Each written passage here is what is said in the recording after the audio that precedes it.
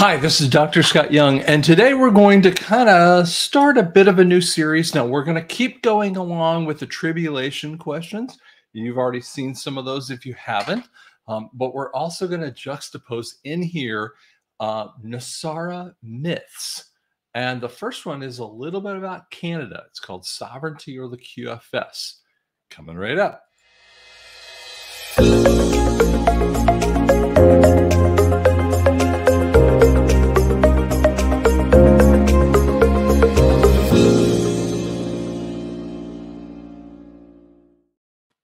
Okay, so this is the running title right now of this conversation. Now, we are still going to get back to some of the Jeremy questions. I know you guys had some questions about gold back to currency. Promise we are going to handle that in a different kind of way. Be able to explain it. Please don't get all upset about things. Realize that some things have to be a level of opinion. And trust me, you who are awake are going to be a part of the opinion. Does that make sense? You guys are awake and you know things, and that opinion is going to change the way economies work. That's a cool thing. Now, we want to talk a little bit about this one because this is the basic, with a little bit more flair with this. This was the basic question that came out on my YouTube channel. So, should Canada be annexed to America so that she, and I always call countries she, that's just me, so that she can get the NESARA benefits and delete the Trudeau types, kind of thing. I mean, we're talking about government things. And then she kind of expounded upon this, and she was like, because she was talking about how that works and conversations of fear that she brought up. And these are very reasonable, kinds of things, because we hear all kinds of things like, I know some people have mentioned that, Canada and Mexico would be annexed. Now, let's give you where that actually comes from.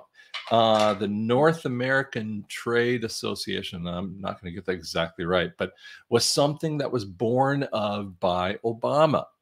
Obama was trying to bring the world into a global community kind of conversation, and there was a point of trade agreements with Canada and Mexico. And on the surface, if you didn't know a lot of Bible prophecy, or you didn't know that kind of sovereignty conversation that really has blossomed heavily in this pre-NESARA timeframe, where we're talking about NESARA and some of the difficulties that have happened from 2020 to 2024, you'd go, what's a great thing? But what you have to understand is that that particular screwy agreement that Obama set up was canceled by Trump. And I'm gonna let you pause for a second to hear that. Trump canceled that kind of inclusion with Canada. He's not trying to be against Canada. That is not the question. Just like we're not trying to be against any other nation. So that is really powerful that he did in that time frame. And I had just been thinking about that today a little bit more, going, why did he do that? Because that was trying to bring this global community and all this other globalism inside of situations. There's a TV series that my wife and I used to watch. It was called Madam Secretary. Listen, this was a long time ago. So, and we were watching it, and at first it was kind of interesting, and then and then as the main character, the secretary, moves into presidency, or that idea of presidency, she started really bad mouthing anyone who was talking about nationalism versus the globalism. And it was a belittling kind of response. And that comes from writers. And she was one of the executive producers, the woman, don't want to get into. But it's that kind of mentality of creating globalism. Now, what you have to go backward to is that NESARA, for many years, even through the 70s, and there are real interesting conversations. I don't want to get into who or what, but in northern Colorado, when the NESARA the farmers were going against the Farm Bureau, and they were and the Farm Bureau, which is part of the Fed, was stealing the people's property as soon as the guy would die. I mean, he would sign this agreement and then say, if when you die, the farm then goes over in ownership to the government instead of the son or daughter that would be the rightful owner. And this is what started the NESARA conversations. Now, what you struggle with that is that the courts, these people started doing constitutional court cases and completely relieving themselves of the debt, and that piece of land that still had some debt to it because it wasn't paid off was reverting to the inheritance of the son or the daughter or whatever, kind of thing. And that's where NESARA comes in. Now, the government comes in and later on starts to, quell these people, jail them, call them, ugly constitutionalist, and all made up all kinds of terms about them. And then that thing started to filter into the conversation of the white hats, and they were moving this direction and seeing this as a possibility. Now we've talked about the 9/11 thing, and NESARA was brought in for that, and then they corrupted it. The secondary point that happens is around 2008, where the white hat people were bringing money into America around, the estimate is around 83 to 90 million kind of thing, or excuse me, 83 to 93 trillion dollars of monies. And it was kept by the cabal. And all they wanted to do is say, if you'll back HRC in the next election, and this is during the time frame when Obama's just barely in office, 2008, 2009. And they said, if you will, back, HRC for her term of the 16 years, or the 8 years in 2016, 2020, we'll let you have your money back. And they're like, no, we're not going to do that. And that led into the creation of the QFS. At the same time, we have the false flag kind of conversation of the banking crisis, loans going default in essence. So the 2008 banking crisis comes into play. Now, that's where QFS actually comes in. So the QFS was a type of distributed ledger system, a blockchain situation, to go into a constitutional basis. Okay, so that is a constitutional basis money, and we've talked a lot about those things in the first article and under the 10th section. We talk about Executive Order 13818. We talk about the 14th Amendment under the 4th section. These are all extra points that give validity and credibility to what they're trying to do, because the points that you hear about NESARA is kind of fraudulent. The issue is constitutional based court systems, and we'll talk more about this, but constitutional based court systems, constitutional based elections, constitutional based money, and deletion of the Fed, which when you put all those things together is a really powerful set of information. Now, in Trump's first term, that's what the concept, again, of that NESARA point comes in. It comes into play when he brings up Executive Order 13818, where he's basically bankrupting that cabal. He moves around to the different nations. And you can actually see this in The Greatest Show on Earth. That it's on Nick Alvier's, Alvier's, I can't say his name, Nick's channel, that you can see this, and you can kind of see some of this, but this really is built in to some of the things that Derek Johnson and others have talked about, of what the whole point of Trump's first term was about. And what it was to do is to bring, instead of just having this an American thing, it's each of the nations taking personal responsibility, putting their resources in. And this is what happened. We hear this all the time, of the sword dance that happened in Saudi Arabia. And what he was allowed to do that no one had ever done before is to jump into that conversation and saying, listen, you take care of the cabal with us, and we will then be able to move our way into this level of freedom for each one of the nations. And it bore into conversations in even India and China, different ways that you can kind of see this, is that it bears into an idea of called GESARA. And we're going to explain that one here in just a minute. But let's move forward into about 2022-ish, where BRICS comes out. So this is Brazil, Russia. I have to always think this way through India, China, and South America. And so it's a real weird group of people, of countries. I mean, they don't even really fit exactly in the same way that you would think, right? I mean, you're like, what's the connection? What happens in there is that they started to come and we're not going to have a dependence upon the dollar. Now, how do you get there?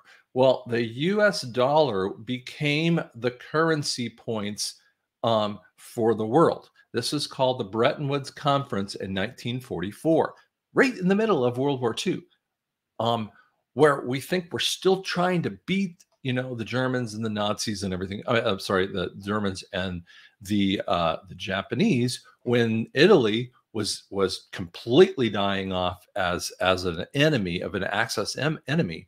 We're coming up with this Bretton Woods conference, and it was pegging a lot of the gold, not a pure peg, but to the OPEC idea, or it was the petrodollar, an oil-based kind of currency, because they had moved off of the gold currency, more specifically within America, in 1932. And they actually increased the value, which decreased the value of the money. Money was the gold value at the time was $20.60, and it goes up to $33 in not but just a year under FDR, which means that every single person was devalued in their currency, and they, in essence, revalued their own currency. So they stabilized some of the currency to make America the preeminent source from 1944.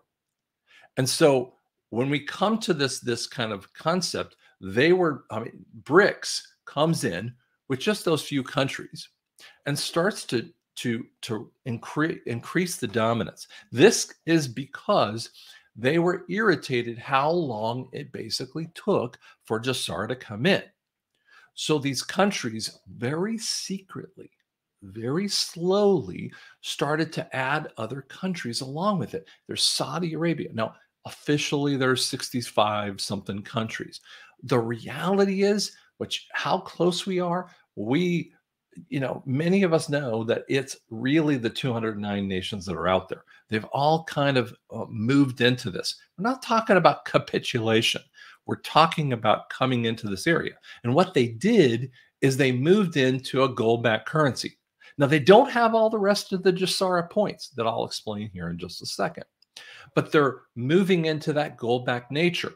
And I've mentioned to you many times, Russia today, or as of 2023, makes $80 billion just by having a gold-backed currency. And you see Tucker Carlson going to a Russian grocery store, buying $100 of groceries that they actually kind of intimate that would be worth $400 in America. So we're talking a 400% increase of the inflation based upon a gold-backed currency. And that's what most people don't realize. At the same kind of time frame in early 2022, when these BRICS countries were really kind of rolling out pretty hard, we see the Ukrainian war.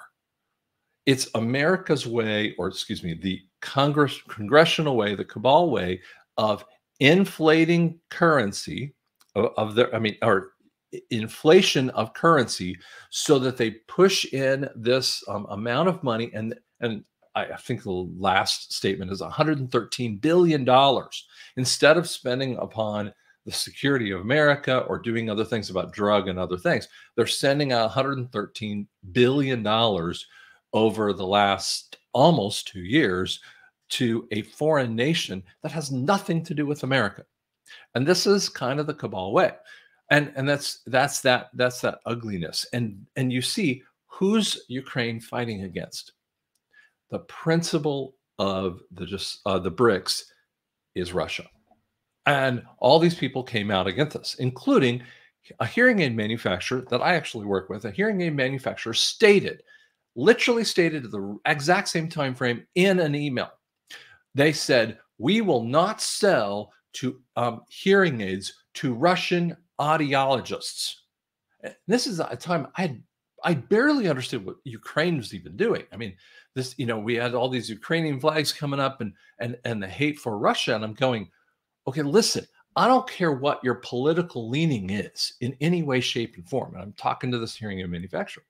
And I'm very, very unpopular with a lot of the audiology community because it's a very liberal view of the world.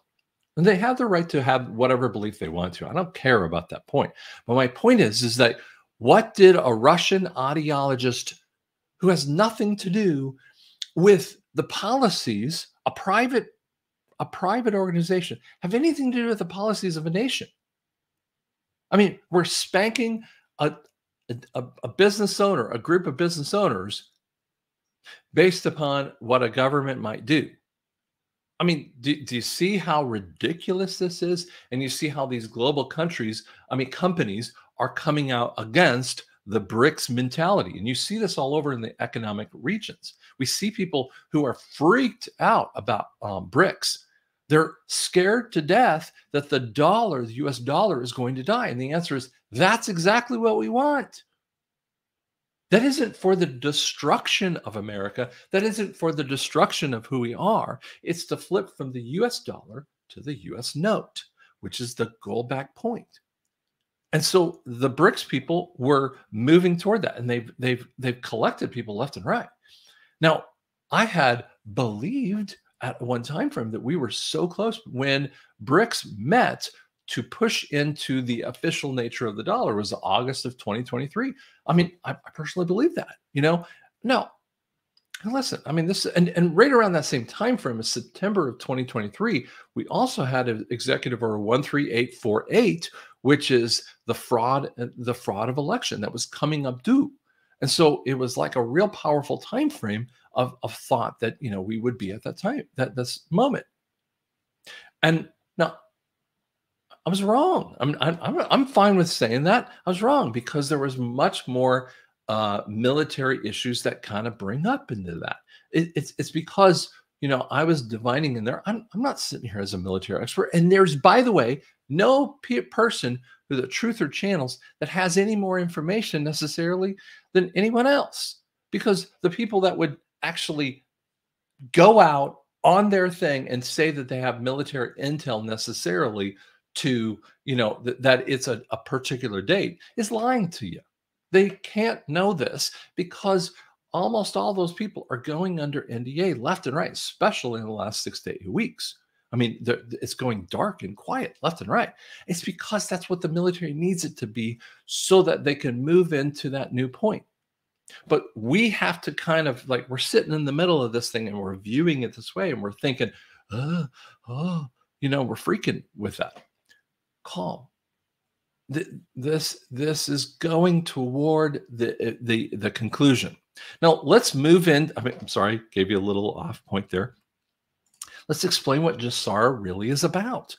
And this is powerful to this lady's question that was above here that was talking about, should Canada be annexed, or Mexico, or any other country? I've even heard Australia is going to be a part of America. Okay, what GESARA is fixing the courts, fixing the elections, instituting. I could write that a little bit better here. Sorry. Instituting. Sorry. I hate it when I make banner mistakes here. Bring it back up here. It's not coming up here as fast as I wish it would.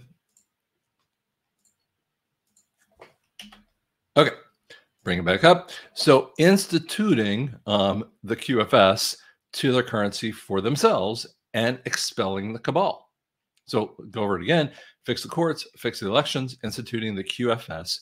And it again, so how we kind of look at this point, how that we need to look at it is thinking about a nation. So consider the courts, the elections, and the QFS, and then expelling that cabal. So I want just to bring up Canada because it's a really powerful example, and frankly, we could do this with any nation out there, but let's just do Canada for the heck of it. So those of us in America that are thinking of our brothers in Canada and sisters, okay, is this concept that they need to be along with America. Well, let's go back a little bit in history. I mean, there were native people in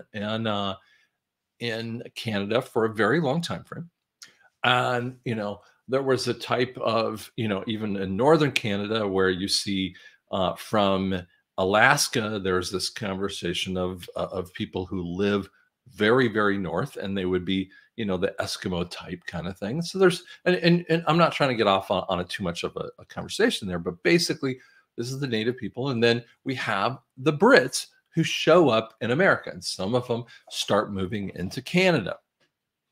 Okay, again, I'm not trying to give you a full lesson, and you're going to get mad at me if we're not giving you all that kind of point, or someone's going to be a historical expert and try to tell me something more, and I get it.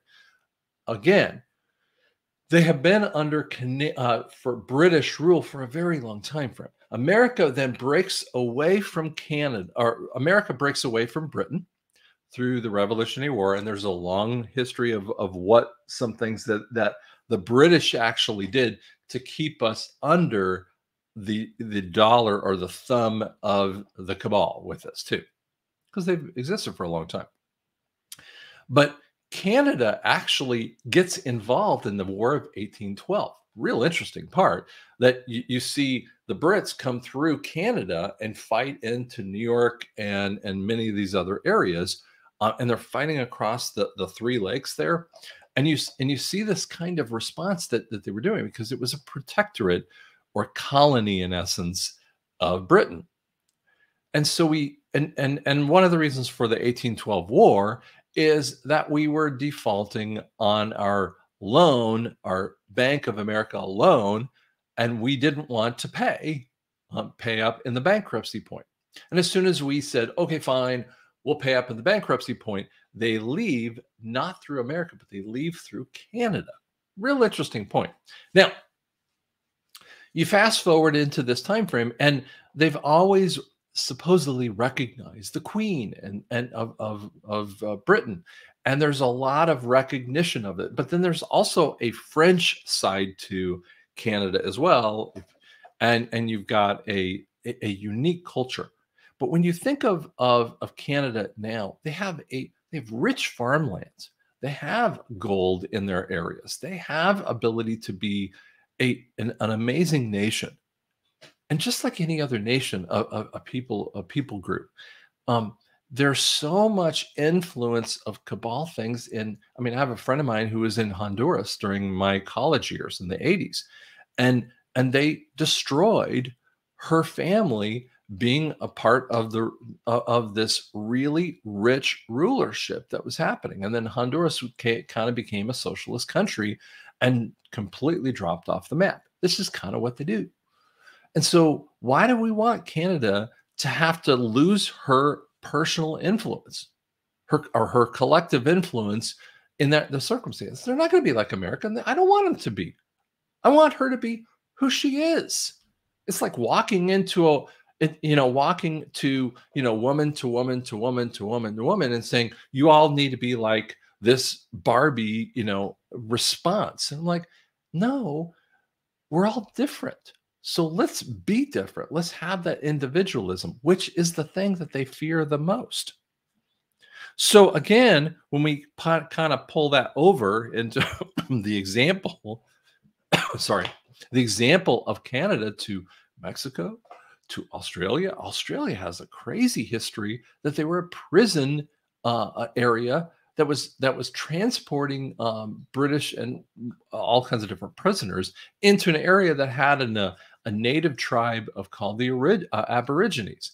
And then, there's a really crazy level of stuff that it's had. It wasn't really British. Um, and we have all these nations, Philippines, that have had massive influence by America because they had the gold. They had much of the gold that was fought over in World War II. These kinds of things need to be deleted as a concept, and we need to have them be free. So what I'm trying to share with you is the QFS, when it goes in place as a distributed ledger system of a blockchain kind of thing. What it does is it frees that nation for the people and by the people into common law. America, we call it constitution, but common law breaks from the admiralty court system traditions. They have free and fair elections to choose a person who would represent the needs of that nation. And that person needs to have a term locked time frame. This time frame and no farther, because we need to have new people in. When we institutionalize those elections, what they do is they harm the people because they become despots. That's what happens when you corrupt elections. Okay. And by the way, Hitler was a type of a corruption of elections, even though some people would say that, he was breaking free of cabal, but he was corrupting elections. And there's very clear evidence to those kinds of things. But we see this all over the world in different nations. So how do we do that? Well, what we do is get the people involved. That's what's messed everyone up. Those people involved have messed the message of the cabal. And so what has also happened is that we see actors like Biden and Nancy Pelosi and all these other morons, and they're complete morons, not just from a level of stupidity, but a level of corruption. When you go down a really stupid path of a thought process, believing lies and preaching those lies, that's a moron kind of conversation. And so what happens in there is that when you do that kind of thing, that foists upon your nation. And then the nation goes, we're not doing that. We're not doing whatever your idiotic responses that you want us to do. And that's what's happening. It's happening in France. It's happening in Spain. It's happening in the Netherlands. I mean, they're dumping dung upon these different places of these capital organizations or the government agencies, and they're freaking them out. And this is what the part of that point of that sovereignty, that level of her own direction.